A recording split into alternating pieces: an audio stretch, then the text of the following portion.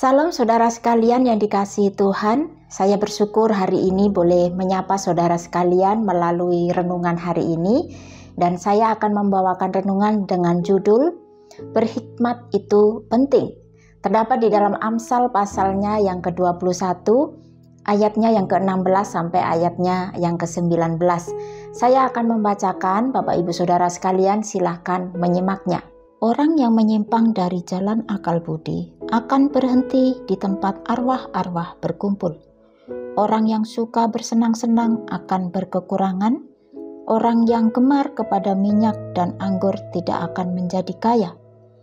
Orang fasik dipakai sebagai tebusan bagi orang benar, dan pengkhianat sebagai ganti orang jujur.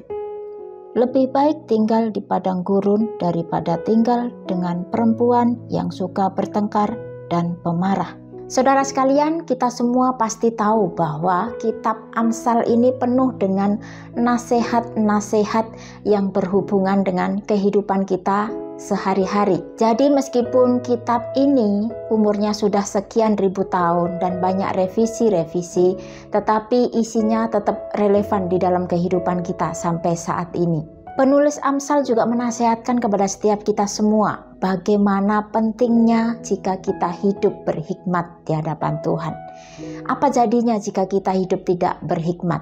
Kita akan baca di ayatnya yang ke-16. Orang yang menyimpang dari jalan akal budi akan berhenti di tempat arwah-arwah berkumpul. Sederhananya seperti ini. Di dalam kehidupan orang jika tanpa hikmat, maka kehidupannya pasti mati. Mati dalam arti di sini adalah hidup tanpa kebahagiaan, hidup tanpa adanya sukacita di dalam hatinya. Mungkin hidupnya penuh dengan duka, hampa, tanpa harapan, hidupnya tanpa tujuan yang jelas. Saudara bisa bayangkan ya bagaimana orang yang sudah mati pasti tidak akan bisa melakukan apapun. Bahkan untuk menguburkan dirinya pun tidak bisa. Demikianlah kehidupan manusia yang hidup tanpa hikmat. Dia tidak akan bisa melakukan apa-apa dengan benar. Tidak ada yang bisa dilakukannya dan yang membuatnya bersukacita di dalam hatinya. Dan di ayat yang ke-17 di sana dikatakan, saya akan bacakan untuk kita semua. Orang yang suka bersenang-senang akan berkekurangan. Orang yang gemar kepada minyak dan anggur tidak akan menjadi kaya. Jika kita sederhanakan adalah orang yang hidupnya saat ini mungkin tidak berkecukupan, salah satu alasannya adalah karena terlalu memanjakan diri berlebihan, suka berfoya-foya, menghabiskan uangnya yang dimilikinya dengan hal-hal yang tidak penting. Dengan kata lain, kurang berhikmat di dalam mengatur keuangan dengan baik. Saudara sekalian, di dalam kehidupan kita pun kita harus bisa mengatur keuangan dengan baik. Kita harus bisa mengatur dengan hikmat. Meskipun kita yang mencari uang, kita yang bekerja keras, kita yang menikmati, kita yang menghabiskan, tetapi kita harus tetap menggunakan hikmat supaya kita mengatur keuangan dengan baik. Kenapa demikian? Karena kesenangan yang kita lakukan, yang kita dapatkan melalui harta benda kita yang sementara, yang materi, itu kebahagiaan dan sukacita yang kita miliki juga sementara. Mungkin hari ini kita bisa berbahagia dengan uang yang kita miliki dan kita berfoya-foya. Tetapi besok hari bisa jadi kita mengalami kesedihan kembali. Karena sekali lagi bahwa sukacita atau kebahagiaan dari materi sifatnya hanya sementara. Di ayatnya yang ke-18 saya akan bacakan untuk kita semua. Orang fasik dipakai sebagai tebusan bagi orang benar dan pengkhianat sebagai ganti orang jujur.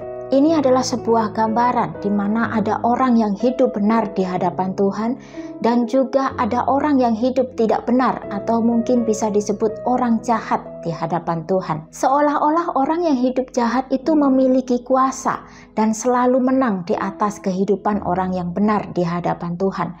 Tetapi kenyataannya tidak demikian, karena keadilan itu selalu nyata bagi orang-orang yang hidup benar di hadapan Tuhan. Contohnya adalah kehidupan Haman dan juga Mordekai yang kisahnya ada di dalam kitab Ester. Haman adalah orang yang hidupnya kurang benar di hadapan Tuhan.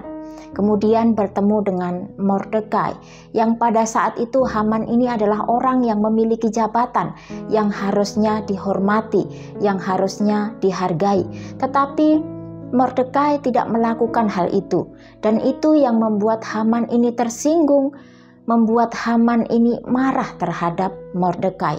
Hal itulah yang membuat Haman ini merencanakan suatu hal yang jahat, yaitu memusnahkan Mordekai dan bangsanya. Tetapi yang terjadi adalah hal yang berbeda.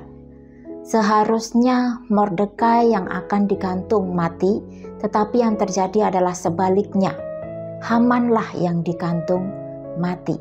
Itulah pentingnya kita memiliki hikmat dan menggunakan hikmat dengan benar, supaya di dalam setiap mengambil keputusan, kita tidak mengambil keputusan yang salah, yang bisa merugikan orang lain maupun merugikan diri kita sendiri.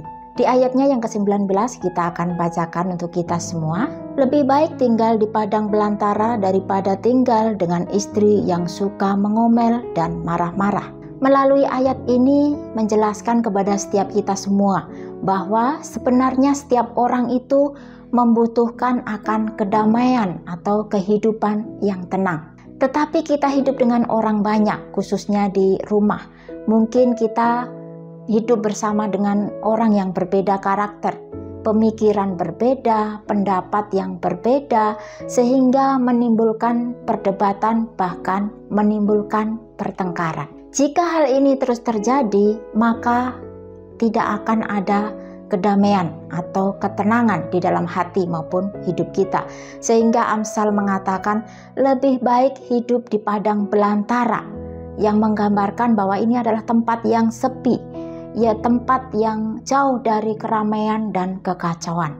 Oleh sebab itu, sekali lagi, pentingnya kita memiliki hikmat di dalam kehidupan kita, supaya bisa mengatur semua aspek dalam kehidupan kita. Bagaimana kita mengatur pergaulan kita dengan orang lain, mengatur sosialisasi kita dengan orang lain, mengatur diri kita sendiri, mengatur keuangan kita, dan banyak hal yang bisa kita atur ketika kita memiliki hikmat yang daripada Tuhan. Dan biarlah setiap kita juga memuliakan nama Tuhan melalui hikmat yang diberikan kepada setiap kita semua. Tuhan memberkati kita semua.